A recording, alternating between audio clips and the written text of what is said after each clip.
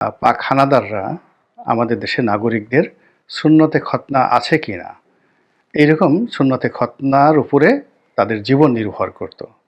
হিন্দুরা তো কখনো সুন্নতে খতনা দেয় না। তো আমাদের দেশে এখনো অনেক লোক আছেন যারা বিশ্বাস করেন যে আওয়ামী লীগ যারা করে তাদের একটা অংশ আসলে ভারতের নাগরিক, ভারতের মানুষ, এবং এরা হিন্দু হয়ে গেছে। এদের অনেকের হয়তো আওয়ামী লীগ করে, কিন্তু এদের সুন্নতে দর্শক, অতি সম্প্রতি বাংলাদেশের একজন মহান মুক্তিযোদ্ধাকে নির্মম, নিষ্ঠুর এবং অবমাননাকরভাবে লাঞ্ছিত এবং অপমানিত করা হয়েছে। এমন ঘটনা প্রকাশ্যে বাংলাদেশে কখনোই ইতিপূর্বে ঘটেনি, এবং এই ঘটনা যেভাবে ঘটেছে এবং এই ঘটনা যেভাবে প্রচার করেছে, অবস্থা দৃষ্টে মনে হচ্ছে যে বাংলাদেশের যে চিরাচরিত ইতিহাস রয়েছে, ঐতিহাসিক প্রেক্ষাপট রয়েছে, স্বাধীনতা যুদ্ধ, মুক্তিযুদ্ধ এবং মুক্তিযোদ্ধা, এদেরকে নিয়ে যে হৃদয়ম রয়েছে, সঙ্গীত রয়েছে, গান রয়েছে, কাব্য রয়েছে, নাটক রয়েছে, বাস্তব জীবনের যে উপাখ্যান রয়েছে, সবগুলো একটা রিসেট বাটনের চাপ দিয়ে উল্টে দেওয়ার একটা মহড়া এই ঘটনার মাধ্যমে শুরু হয়েছে। যিনি এই নিগ্রহের শিকার হয়েছেন তিনি একজন বীর মুক্তিযোদ্ধা। সব মুক্তিযোদ্ধাই বীর, তবে তিনি মুক্তিযুদ্ধে তার অসামান্য অবদানের জন্য, বীরত্বের জন্যে বীর প্রতীক উপাধি পেয়েছিলেন, এবং তিনি কোনো সামরিক ব্যক্তিত্ব ছিলেন না। আমাদের দেশে যে ৭১ সালে মহান মুক্তিযুদ্ধ হয়েছে, সেই মহান মুক্তিযুদ্ধে যারা খেতাবপ্রাপ্ত হয়েছেন বেশিরভাগই সামরিক বাহিনীর কর্মকর্তা বা সদস্য। সাধারণ জনগণের মধ্য থেকে যারা উপাধি পেয়েছেন, সেটা বীর প্রতীক হোক বা বীর উত্তম হোক, বীরশ্রেষ্ঠ হয়নি কেউই, কিন্তু বীর উত্তম যেমন বঙ্গবীর কাদের সিদ্দিকী, এই সকল মানুষদের যুদ্ধক্ষেত্রে যে বীরত্ব, অসামান্য বীরত্ব। তো যিনি নিগ্রহের শিকার হয়েছেন কুমিল্লার ১৪ গ্রাম এলাকার বীর মুক্তিযোদ্ধা কানু ভাই নামে তাকে সবাই চেনে। তো সেই ভদ্রলোককে একদল লোক, ১০ থেকে ১৫ জন লোক হঠাৎ করে রাস্তার মধ্যে তাকে আটকে, প্রথমত তাকে চার্জ করা হয়েছে যে আপনি আর কখনো মুক্তিযোদ্ধা হিসেবে পরিচয় দিতে পারবেন না।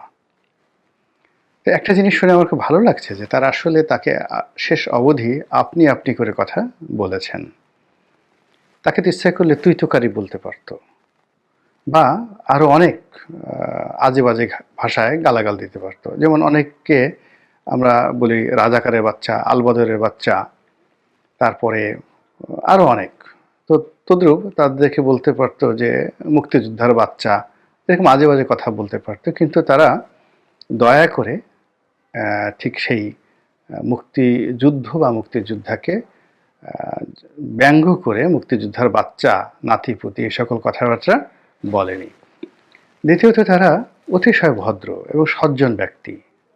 তারা ইচ্ছা করলে কিন্তু এই লোককে ধরে চড়থাপ্পড় মারতে পারত, তার চুলের মুঠি ধরে তার পশ্চাৎ দেশের উপর কয়েকটা লাথি মারতে পারত, তারপরে তার মুখে চুনকালি মাখতে পারত, তাকে ঝাড়ু পেটা করতে পারত, তাকে কান ধরে ওঠ বস করাতে পারত। এর কারণ হলো যে আমাদের এই অল্প কয়েকদিনে যে মব জাস্টিসগুলো হয়েছে, সেই মব জাস্টিসের ক্ষেত্রে আমরা দেখেছি যে এরকম অনেক ঘটনা ঘটেছে। তো এখন তাকে সেই চল থাপ্পড়, কিল ঘুষি এগুলো মারতে পারত, কান ধরে উঠবোস করাতে পারত, এরকম আরও অনেক কিছু। এমনকি যদি তারা বলতো যে আপনি কি মুসলমান, আপনার কি মুসলমানি হয়েছে, আপনার লুঙ্গি উঠান, বা উনি যদি পাজামা বা প্যান্ট পরা থাকেন তাকে উলঙ্গ করে ১৯৭১ সনে যেভাবে পাক হানাদাররা আমাদের দেশের নাগরিকদের সুন্নতে খতনা আছে কিনা এইরকম সুন্নতে খতনার উপরে তাদের জীবন নির্ভর করত। হিন্দুরা তো কখনো সুন্নতে খতনা দেয় না। তো আমাদের দেশে এখনো অনেক লোক আছেন যারা বিশ্বাস করেন যে আওয়ামী লীগ যারা করে তাদের একটা অংশ আসলে ভারতের নাগরিক, ভারতের মানুষ, এবং এরা হিন্দু হয়ে গেছে। এদের অনেকের হয়তো আওয়ামী লীগ করে, কিন্তু এদের সুন্নতে খতনা তারা করেনি। তো সে কারণে তারা ভদ্রতা করে, বিনয় দেখিয়ে এই লোকের যে লজ্জার স্থান, এটিকে পাবলিকলি তারা দেখাননি, তার কাপড় খুলেননি, তার বস্ত্র উন্মোচন করেননি, এবং তার সুন্নতে খাতনা হয়েছে কিনা এই বিষয়টি করেননি। এজন্য আমি ব্যক্তিগতভাবে তাদেরকে ধন্যবাদ জানাতে চাই। অথবা তারা এ কাজও করতে পারতেন যে উনি মুসলমান কিনা। তো মুসলমান যদি হন তাহলে আজান দিতে বলতে পারতেন যে আপনি আজান দেন, এবং উনি দিতে বাধ্য হতেন। তারপরে তারা ২-৪টে সূরা ছানা, তসবিহ তাহলিলের ব্যাপারে তাকে জিজ্ঞাসাবাদ করতে পারতেন। তো সেগুলো তারা করেননি। তো কাজেই যারা এই কাজগুলো করেছেন তারা আমাদের বাংলাদেশের সোনার ছেলে, লক্ষ্মী ছেলে, এবং বাংলাদেশের মানুষের যে স্বাভাবিক ভদ্রতা এবং আমাদের যে আচার আচরণ, সেই আচার আচরণের প্রেক্ষাপটে এই মানুষগুলো খুব বিক্ষুব্ধ ছিলেন, তারা খুব রাগান্বিত ছিলেন, এবং তাদের জায়গায় অন্য কেউ হলে হয়তো জবাই করে ফেলতেন, কিন্তু তারা সেই জবাই না করে তারা কি করেছেন, অতি ভদ্রভাবে তাকে সেই তার গলায় জুতোর মালা পরিয়ে দিয়েছেন।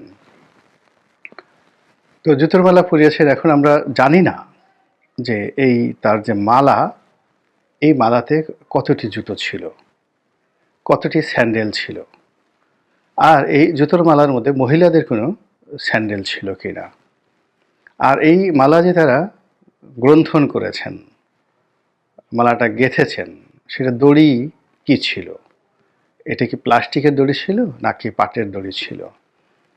এই বিষয়গুলো নিয়ে আসলে যারা অনুসন্ধানী সাংবাদিক তাদের আরেকটু অনুসন্ধান করার দরকার ছিল। কেননা তারা যদি পাট ব্যবহার করে থাকেন তাহলে তাদের এক ধরনের উদ্দেশ্য ছিল, তারা যদি প্লাস্টিক ব্যবহার করে থাকেন তাহলে আরেক ধরনের তাদের উদ্দেশ্য ছিল। তো এই বিষয়গুলো নিয়ে আপনি যতই ঠাট্টা করার চেষ্টা করেন, মস্করা করার চেষ্টা করেন, এগুলোর সঙ্গে অনেক গুরুত্বপূর্ণ যাকে বলা হয় মনস্তাত্ত্বিক বিষয় জড়িত রয়েছে। যে স্বাধীনতার এত বছর পরে কেন একজন মুক্তিযোদ্ধার নাম শুনলে তাদের মাথা খারাপ হয়ে যাচ্ছে, কেন মুক্তিযুদ্ধর কথা শুনলে তাদের সারা শরীরের মধ্যে অ্যালার্জি চলে আসছে, তারা কেন একজন মুক্তিযোদ্ধাকে অপমান করার জন্য ঐক্যবদ্ধ হতে চাচ্ছে, তাদের উদ্দেশ্যটা কি, এই বিষয়গুলো মীমাংসা করার দরকার আছে। কারণ হলো এদের সংখ্যা একজন দুজন নয়, লক্ষ লক্ষ মানুষ। তো লক্ষ লক্ষ মানুষ যদি এভাবে রাস্তায় ঘাটে, যারা খেতাবপ্রাপ্ত মুক্তিযোদ্ধা রয়েছেন, যে ধরুন যে ভদ্রলোক মিস্টার কানু, তিনি তার এলাকাতে হয়তো বিতর্কিত, হয়তো তার বিরুদ্ধে মামলা আছে, তিনি ব্যবহারও তার হয়তো ভালো নয়, ফলে তার যে অ্যাঙ্গার, তার বিরুদ্ধে যে অ্যাঙ্গার, সেই অ্যাঙ্গারের একটা লিমিটেশন হলো ওই এলাকাতে। কিন্তু ধরুন বাংলাদেশে অনেক মুক্তিযোদ্ধা আছেন, বড় বড় মুক্তিযোদ্ধা আছেন, যারা অনেক বিতর্ক তৈরি করেছেন, যাদের কথাবার্তাতে অনেক অসামঞ্জস্য রয়েছে, এবং যাদের প্রতি অনেকের ক্রোধ রয়েছে, ক্ষোভ রয়েছে, কিন্তু তারা সম্মানিত সারা বাংলাদেশের, অর্থাৎ দুটো একসাথে, অর্থাৎ তারা মুক্তিযুদ্ধের কারণে, রাজনৈতিক ব্যক্তিত্বের কারণে, তাদের প্রজ্ঞা, মেধা, যোগ্যতার কারণে তারা খুবই সম্মানিত। কিন্তু একই সঙ্গে আবার তাদের কর্মকাণ্ডের জন্য তারা কিন্তু মারাত্মকভাবে বিতর্কিত। তো এইরকম অনেক কিংবদন্তি মুক্তিযোদ্ধা কিন্তু জীবিত আছে। তো ঢাকা শহরে ধরে তাদের কাউকে যদি এইরকম করা হয়, এরকমভাবে অপমান করা হয় যেভাবে কানু সাহেবকে করা হয়েছে, তাহলে আপনি কি বলবেন? আপনি কি বলবেন যে এটা অসম্ভব বিষয়, বা ঠিকই করেছে, বা এটা করা ঠিক হয়নি? এর কারণ হলো কচু গাছ কাটতে কাটতে মানুষ কিন্তু ডাকাত হয়ে যায় ধীরে ধীরে। এই যে একটা কাজ করা হলো, এই কাজে তাদের যে সফলতা, সেই সফলতার বিনিময়ে তারা যদি আগামী দিনে কর্নেল উসমানী, মেজর জেনারেল নয়, ঠিক জেনারেল উসমানী, আমাদের মুক্তিযুদ্ধের মহানায়ক, যিনি কর্নেল হিসেবে রিটায়ার্ড করেছেন, কিন্তু মুক্তিযুদ্ধের অসামান্য অবদানের জন্য তাকে জেনারেল উপাধিতে ভূষিত করা হয়েছিল, এই মহান ব্যক্তিটির কবরে যদি আক্রমণ করা হয়, কেন? তিনি আওয়ামী লীগের পক্ষে প্রেসিডেন্ট নির্বাচন করেছিলেন। এত বড় খারাপ মানুষ, মুক্তিযুদ্ধ করেছে, অথচ আওয়ামী লীগের পক্ষে সে প্রেসিডেন্ট প্রার্থী হিসেবে সে নির্বাচনে অংশগ্রহণ করেছে। কাজী বাংলার মাটিতে এর জায়গা হবে না। কিংবা কেউ যদি বঙ্গবীর কাদের সিদ্দিকীকে ধরে, রাস্তায় ধরে ঠিক কানুর সাহেবের সাথে যে আচরণ করেছে তার সাথে আরেকটু বাড়িয়ে করা হয়। এর কারণ হলো কানুর সাহেব মোটা প্রকৃতির মানুষ, খাটো প্রকৃতির মানুষ। তার জন্য যে জুতোর মালা তৈরি করা হয়েছে, এই মালার আকার আকৃতি অত বড় নয়। কিন্তু যদি এরকম একটা মালা তৈরি করা হয় জনাব লতিফ সিদ্দিকের জন্য, এরকম একটা মালা যদি তৈরি করা হয় কাদের সিদ্দিকের জন্য, তাহলে সে মালা তো অনেক বড় মালা হতে হবে এবং বর্ণিল হতে হবে এবং সেটা খুব সেলিব্রেট করতে হবে, চমৎকারভাবে সেটি সেলিব্রেট করতে হবে। সমস্ত ক্যামেরাগুলো সেখানে থাকবে এবং এই কর্মকাণ্ড যারা করবেন তাদের পক্ষের শক্তির যে মিডিয়াগুলো রয়েছে এখন, যাদের তাণ্ডবে সারা বাংলাদেশ অস্থির, এই মিডিয়াগুলো সেখানে প্রচার করবে এবং তাদের এই প্রচার প্রোপাগান্ডায় সারা দুনিয়া অস্থির হয়ে পড়বে। তো এই একটা জিনিস দিয়ে যে শুরু হলো, সেই শুরুর মধ্যে যে সেই কর্মকাণ্ডগুলো করা হয়েছে সেই কর্মকাণ্ডগুলো নিয়ে যথেষ্ট আলোচনা, সমালোচনা, বিতর্ক এগুলো করতে হবে। এরপর একটা বিষয় হলো যে সেখানে দেখা গেল যে যারা এই কর্মকাণ্ড ঘটিয়েছেন নিশ্চিতভাবেই তাদের পরিচয় সবাই জেনে গেছেন। তারা কারা, কি তাদের রাজনৈতিক পরিচয়, কি তাদের এজেন্ডা, তাদের মনোকষ্টের কারণ কি ইত্যাদি আমরা সবাই জেনে গিয়েছি।